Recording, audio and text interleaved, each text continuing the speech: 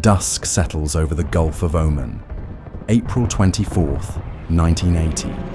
8 RH-53 DC Stallion helicopters lift off from the flight deck of the USS Nimitz, slicing northward across the still water. Aboard them, elite American pilots on a mission that could change history. Their destination is the Iranian capital, Tehran. Their objective: rescue 53 American hostages who have been held captive for nearly 6 months. It all began on November 4th, 1979. Iranian student militants, inflamed by the country's recent revolution, stormed the US embassy. They took dozens of Americans hostage, demanding the return of the deposed Shah. At first, President Jimmy Carter hoped for diplomacy. But after 171 days of failed negotiations, he approved a bold and unprecedented military operation, Colonel Charlie Beckwith.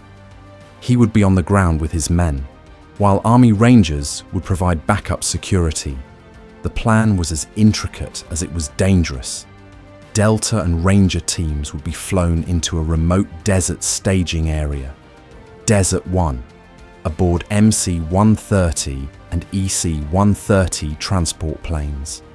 There, the helicopters would land, refuel, pick up the strike teams, and fly onward to Tehran. A night assault on the embassy would follow, supported by AC-130 gunships and a CIA-led ground team. Once the hostages were freed, they'd be flown out from a nearby captured airfield. But everything depended on timing and the weather. As the transports enter Iranian airspace, they encounter massive, blinding sandstorms called haboobs, walls of dust that reduce visibility to zero. The planes push through, but the helicopters, flying low and in radio silence, have no idea what's ahead. Then, the first crack. Bluebeard 6 suffers a mechanical failure, a nitrogen leak in its rotor system, and is forced to land in the desert.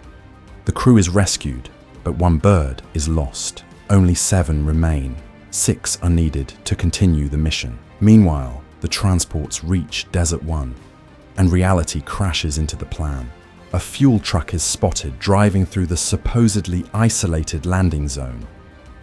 Delta troops, led by Captain Wade Ishimoto, give chase and neutralize it with a missile, igniting a massive fireball in the night. Moments later, a civilian bus filled with Iranians stumbles right into the operation. Delta disables the vehicle and detains the passengers. The operation, meant to be silent and unseen, has already made noise, and the mission hasn't even started yet.